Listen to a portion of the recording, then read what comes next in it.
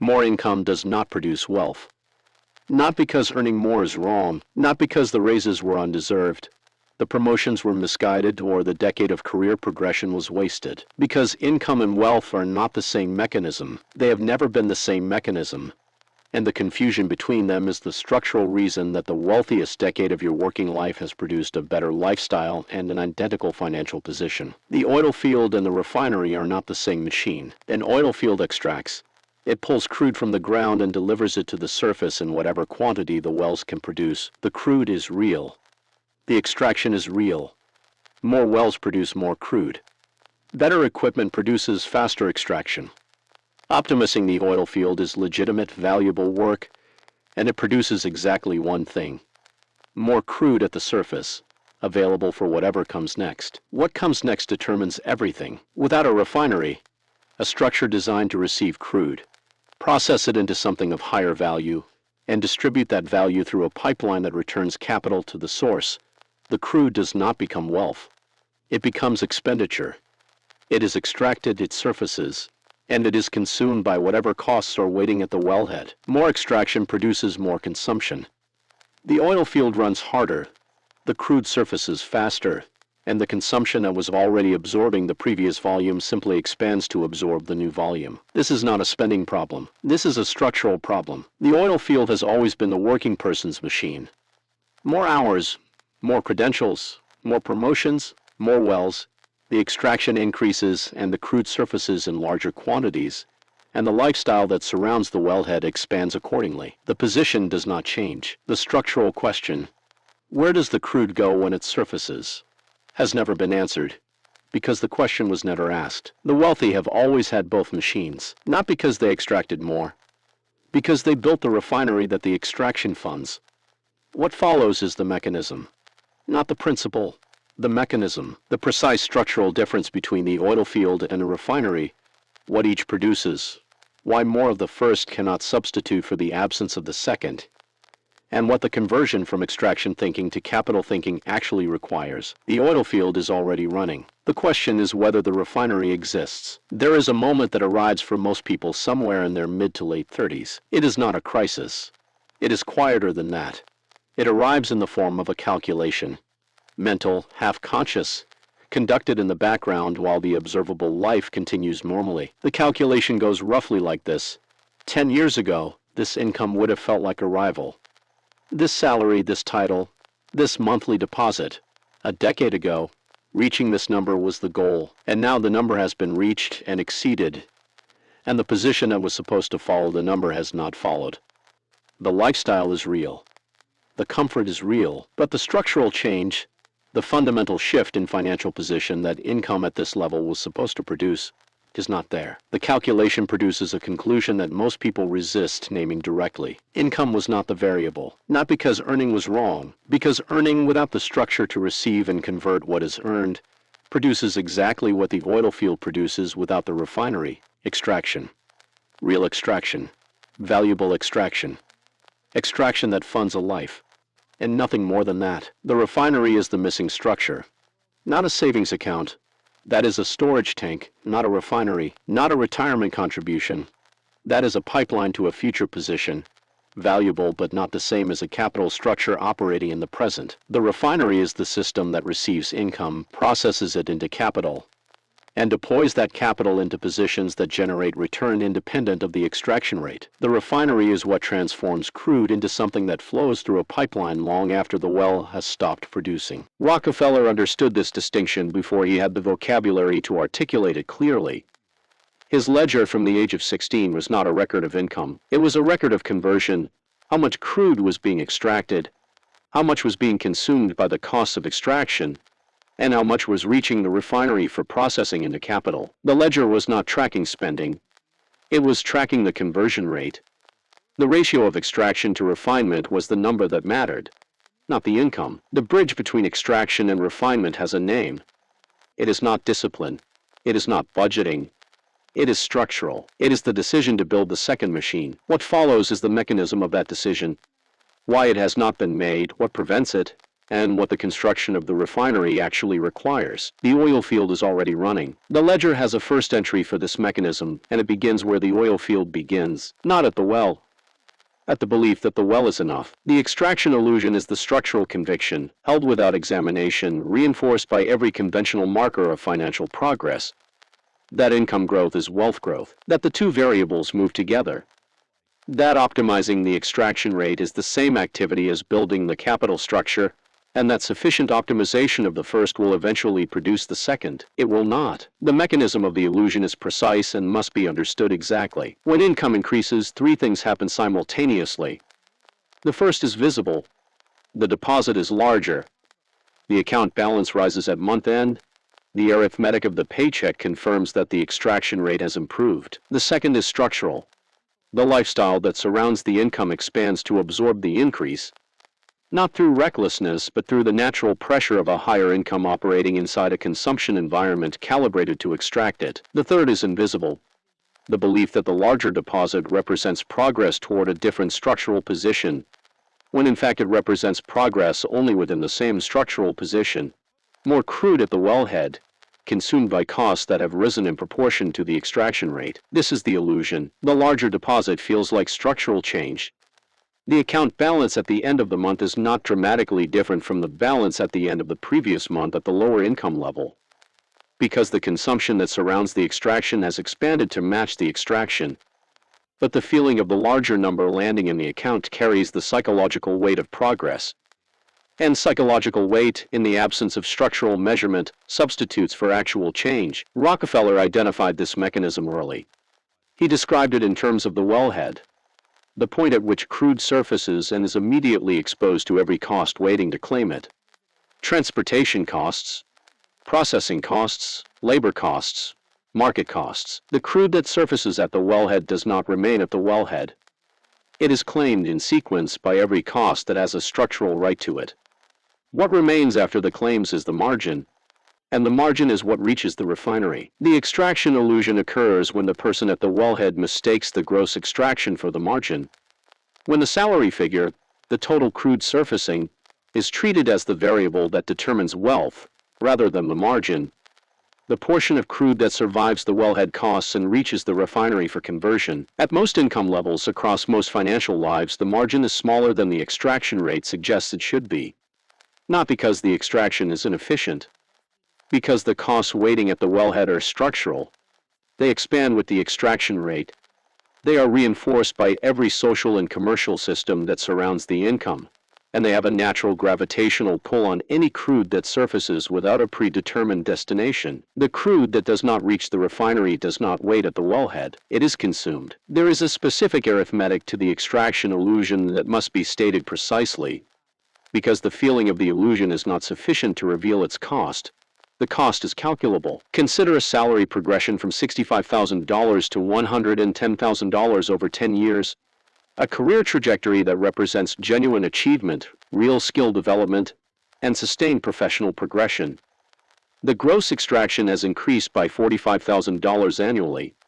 This is real. The question the extraction illusion prevents from being asked is, what is the margin increase? If the lifestyle costs surrounding the higher income have expanded by $38,000 annually, housing, transportation, the social costs of operating at a higher professional level, the consumption that a higher income makes feel reasonable, the margin increase is $7,000 per year, not $45,000, $7,000. And if that $7,000 margin is sitting in a savings account generating 2% annually rather than being deployed into a capital structure generating 7%, the conversion rate is negative in real terms. The inflation differential is consuming the purchasing power of the margin faster than the savings account is preserving it. 10 years of income growth.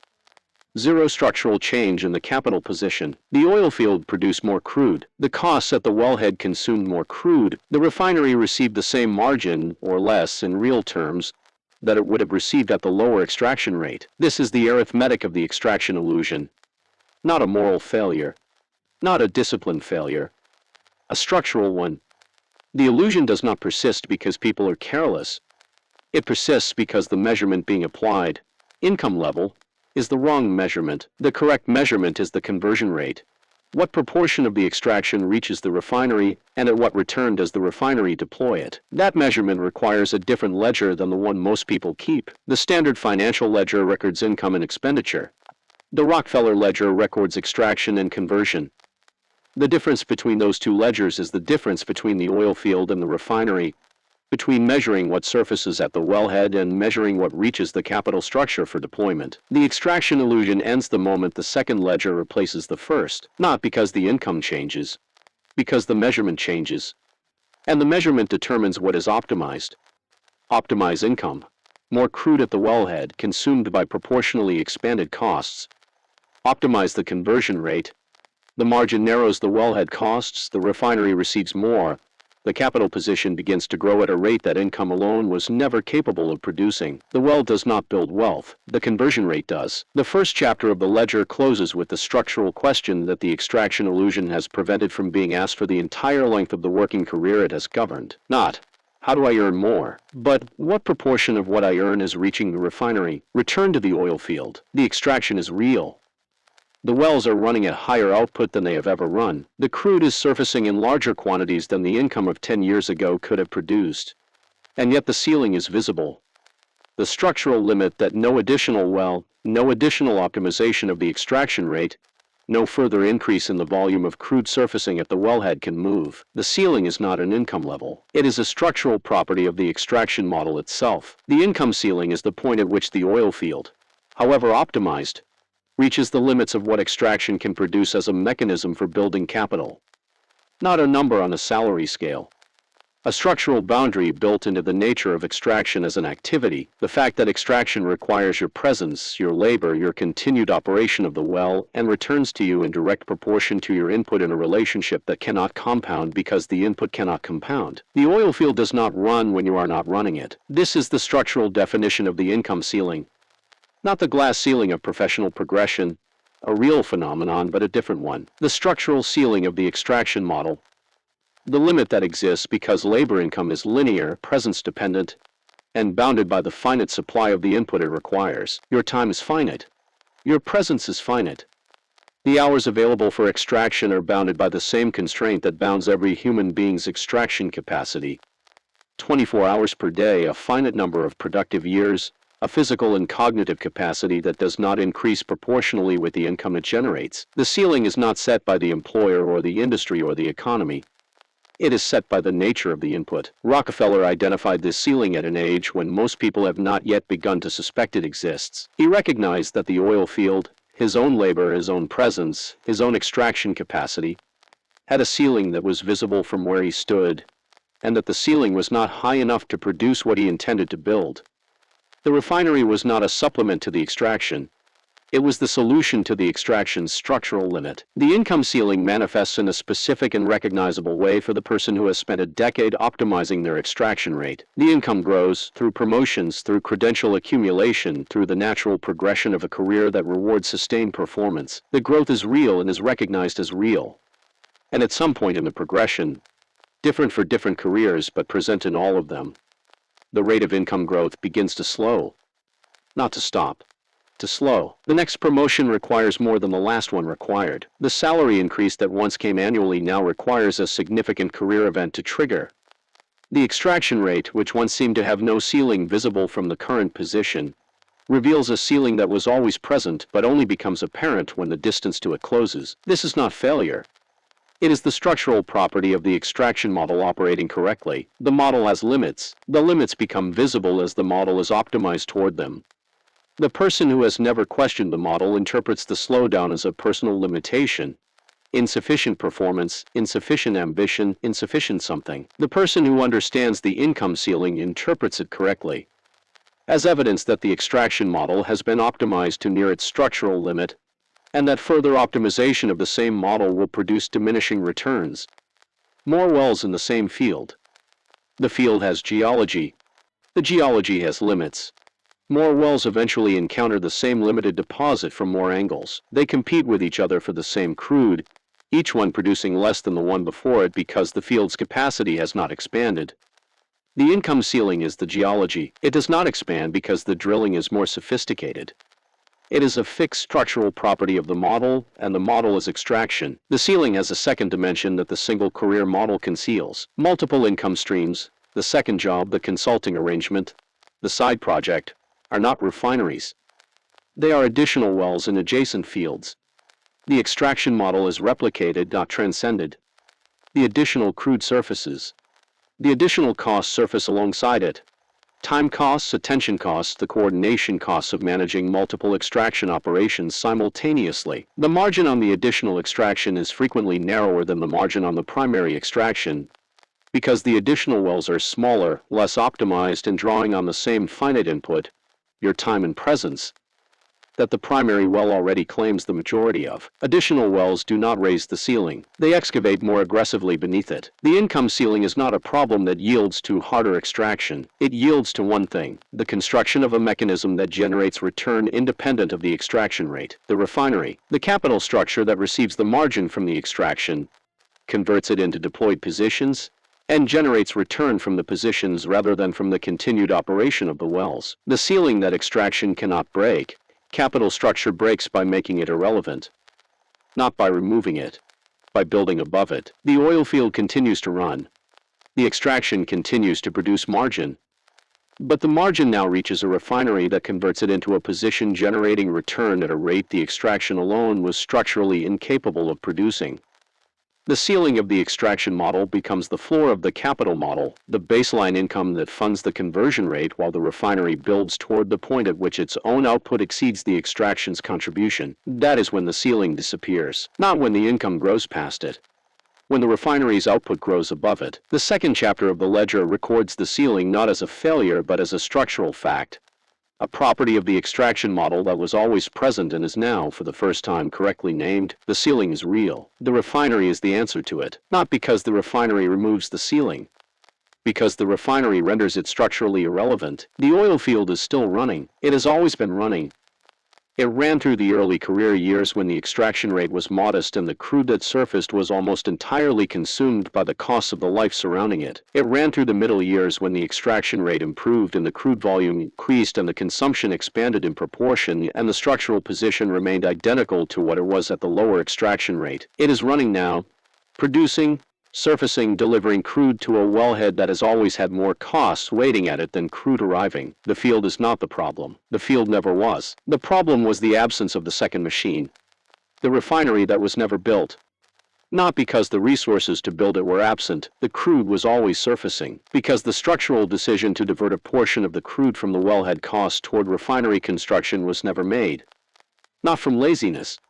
Because no one explained that the decision existed, that the refinery was a distinct machine requiring a distinct construction decision, that more crude at the wellhead was categorically insufficient to produce what only the refinery could produce. The capital conversion is that decision, not an investment strategy, not a financial product, not a technique borrowed from the vocabulary of personal finance content that has been circulating for decades without producing the structural change it promises.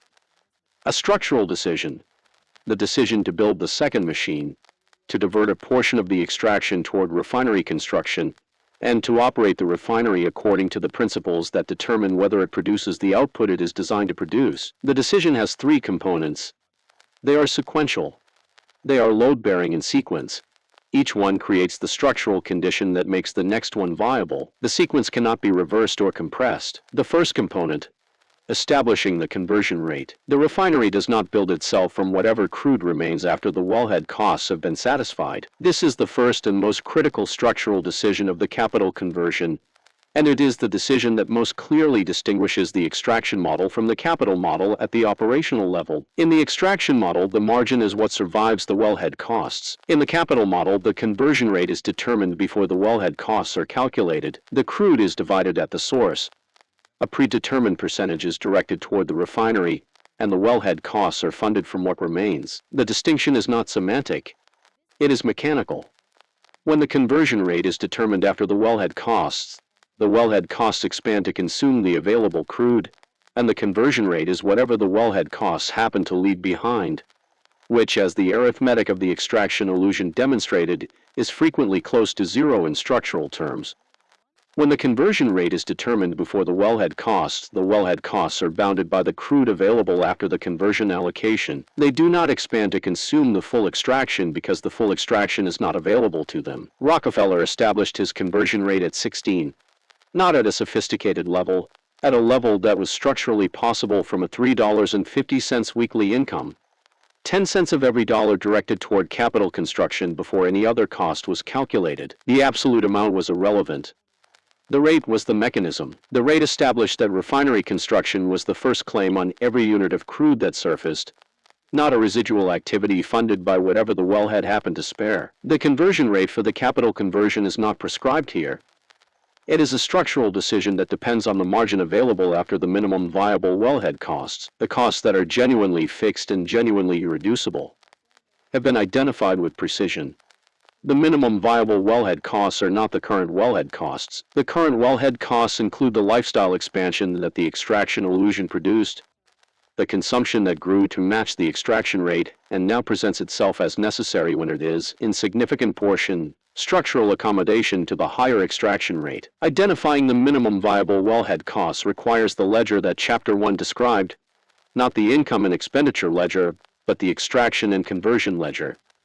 The ledger that records not what was spent but what was structurally necessary and what was extraction rate accommodation. The difference between those two categories is the conversion rate that was available but was not directed toward the refinery. The conversion rate is established first, before the wellhead costs expand to claim it, before the month begins and the consumption environment calibrates to the available crude. The allocation is made at the source at the moment the crude surfaces as the first and non-negotiable claim on the extraction. The refinery is funded before the wellhead is operated. That is the first component. The second component, the refinery architecture. The conversion rate establishes how much crude reaches the refinery. The refinery architecture determines what the refinery does with it. A storage tank is not a refinery.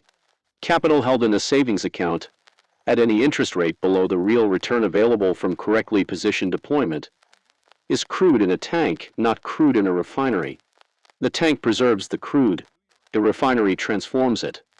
The transformation is the mechanism that produces the output the capital model is designed to generate. Return independent of the extraction rate, compounding on the base, separating from the line that extraction alone produces. The refinery architecture has three structural requirements. The first requirement is that the return generated by the deployed capital exceeds the inflation rate by a margin sufficient to produce real accumulation. This is the minimum viable refinery, the threshold below which the crude is being processed but the output is insufficient to justify the processing cost. A savings account at 2% annual return against a 4% inflation rate is a refinery operating at negative real output. The crude enters, the processing occurs, and the output is worth less in real terms than the crude that entered. The refinery is running at a loss. The correctly operating refinery generates a real return, above inflation consistently across the duration required for compounding to produce its geometric output. Broadly diversified equity positions, held at the duration required for the geometry to engage, have produced real returns of approximately 5% to 7% annually above inflation across every extended time horizon in which they have been studied. This is not a guarantee. It is the structural property of ownership in productive enterprises, the same structural property that Rockefeller was exploiting when he built refineries rather than storing crude. The second requirement is that the refinery operates at sufficient scale for the return to be structurally meaningful, above the threshold at which compounding becomes visible and self-reinforcing rather than present but imperceptible. This is the bedrock threshold that the capital accumulation argument established earlier in this channel's body of work. Below the threshold, the refinery is running, but the output is too small relative to the extraction rate to change the structural position. Above it, the output begins to contribute to the base in a way that accelerates the rate at which the next threshold is approached. The conversion rate established in the first component determines how quickly the refinery reaches operating scale. A higher conversion rate reaches the threshold faster. A lower conversion rate reaches it more slowly. The threshold is fixed. The rate of approach is the only variable the conversion rate controls. The third requirement is that the refinery output is returned to the refinery rather than extracted as income. This is the operational rule that determines whether the refinery builds or merely operates. A refinery that processes crude and returns the output to the crude supply, that feeds its own output back into the input, does not produce at a constant rate. It produces at a compounding rate. Each cycle's output increases the base for the next cycle. The geometry engages, the curve separates from the line. The arithmetic that makes Rockefeller's outcome possible from the inputs available to any person willing to apply the structural logic becomes visible in the ledger. A refinery that extracts its output as income, that treats the return on deployed capital as available spending rather than as crude for the next processing cycle, operates at a constant rate. It processes, it produces. The output is consumed. The next cycle begins from the same base as the previous one. The geometry does not engage because the base does not grow. The refinery is running, but it is not building. Rockefeller's refineries did not extract their output as income in the early years of operation. The output was returned to the capital base, used to expand capacity, to acquire additional positions, to build the infrastructure that would eventually produce the output at a scale that generated income without consuming the base. The income came later, after the base had been built to the scale at which its output could be partially extracted without arresting the compounding. The sequence is build the base first. Extract the income after the base is large enough that the extraction does not interrupt the compounding. Most people reverse this sequence. The refinery output is extracted as income from the first period of operation because the income is attractive and the base is not yet large enough to make the long-term cost of that extraction visible. The base does not build. The compounding does not engage. The refinery runs, producing modest output for years, without ever reaching the scale at which its output exceeds the extraction rate and the structural position fundamentally changes. The refinery architecture requires that the output be classified correctly from the beginning, not income. Crude. The third component, the duration commitment. The refinery's output is not visible in the first year of operation. It is not fully visible in the third year. The early output of a correctly operating refinery, a capital position generating real return above inflation, with the output returned to the base, looks, on the surface of the account statement, very similar to the output of continued extraction and storage. The numbers are larger. The rate of growth is slightly faster, but the structural difference between the two positions is not yet legible in the numbers. The geometry is present but has not yet separated from the line that the extraction model's margin would have produced through direct contribution alone. This is the period of maximum vulnerability for the capital conversion, not because the refinery is failing, because the refinery's success is not yet measurable in the terms that the extraction model trained the person operating it to look for. The extraction model produces immediate legible results. The paycheck arrives, the deposit is confirmed. The larger number is visible and attributable. The refinery produces structural results.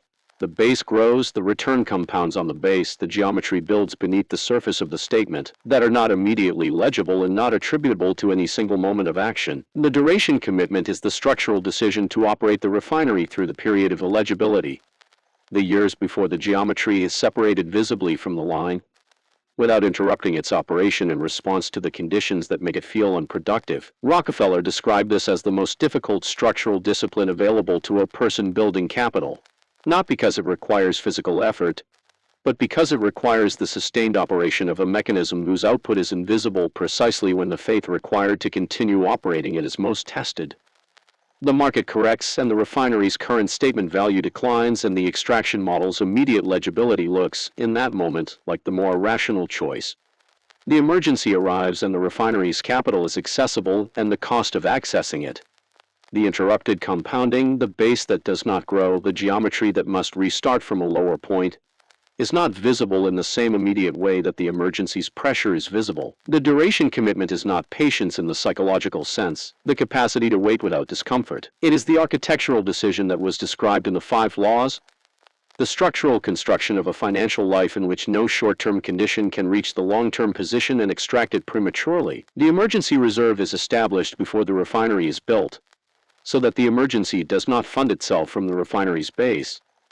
The minimum viable wellhead costs are identified and stabilized before the conversion rate is set, so that wellhead cost expansion does not claim the conversion allocation.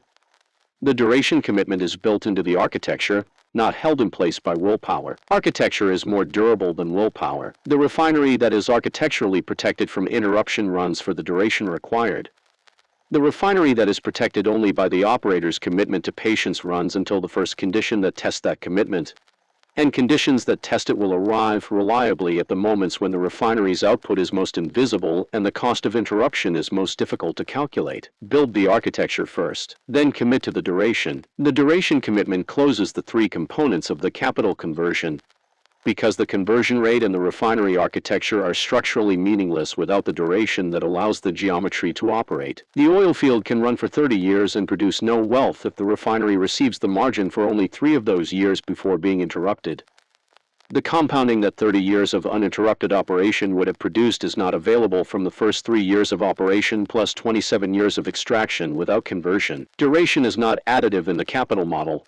It is geometric. 3 years of compounding plus 27 years without it does not equal 30 years of compounding. It equals 3 years of compounding and 30 years of extraction. The refinery must run for the duration.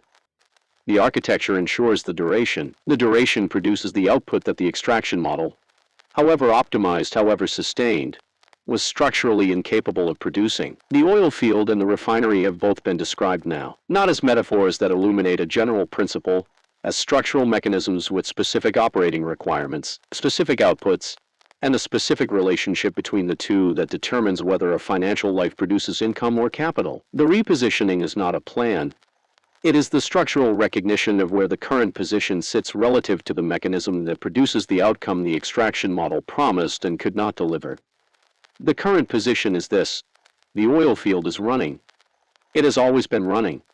The extraction rate has improved over the decade, meaningfully as a result of real skill development and real professional progression. The wellhead costs have expanded in proportion to the extraction rate, as they structurally always do when the extraction rate is the variable being optimized. The margin, the crude that survives the wellhead to reach the refinery, has been smaller than the income growth suggested it should be, because the income growth was measured in gross extraction terms rather than conversion rate terms. The refinery may not exist, or it may exist in a form that does not yet constitute a correctly operating refinery. A savings account, a retirement contribution, a collection of small positions that were entered before the bedrock threshold was reached and have been generating return too small to change the structural position. The repositioning begins with the conversion rate, not with the investment decision, not with the instrument selection.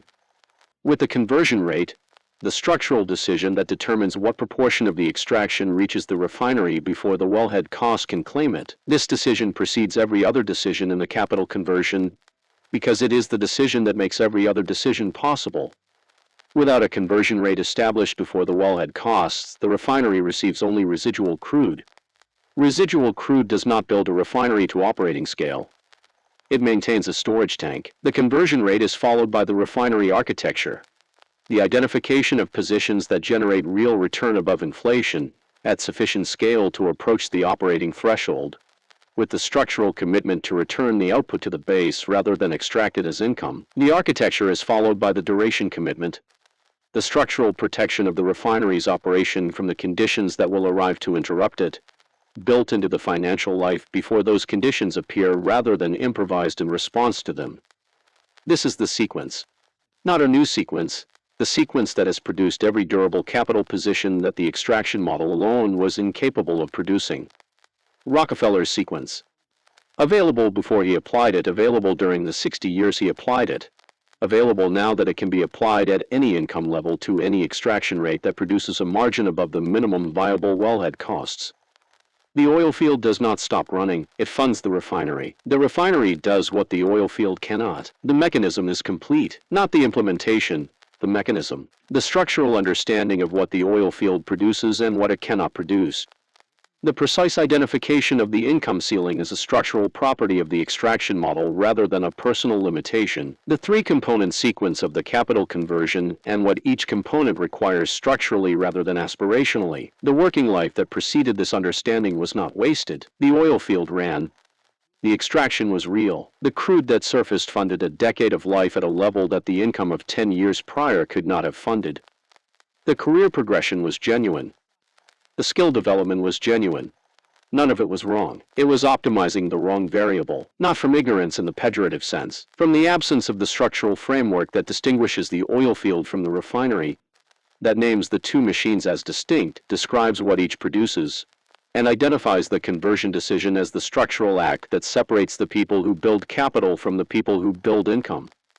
That framework was not taught, not in the institutions that prepared the career, not in the professional environment that rewarded the extraction rate, not in the financial content that surrounded the decade of income growth, because most financial content is produced inside the extraction model's vocabulary and therefore cannot see the refinery as a distinct machine requiring a distinct decision. The framework exists now. The extraction model's ceiling is visible now, not as a horizon that might be reached in the future, as the structural boundary that the current position has been approaching for the past decade and will reach at the current trajectory within a calculable number of years. The refinery's construction is a decision that can be made now, not at a higher income level, not after the wellhead costs have been rationalized, now at the current extraction rate from the current margin at whatever conversion rate the minimum viable wellhead costs make available. The arithmetic does not wait for a more convenient moment. It runs continuously, either compounding the refinery's output toward the position that the extraction model could not reach, or compounding the extraction model's structural ceiling toward the boundary that no additional well can move. The oil field will continue to run. The question the ledger records,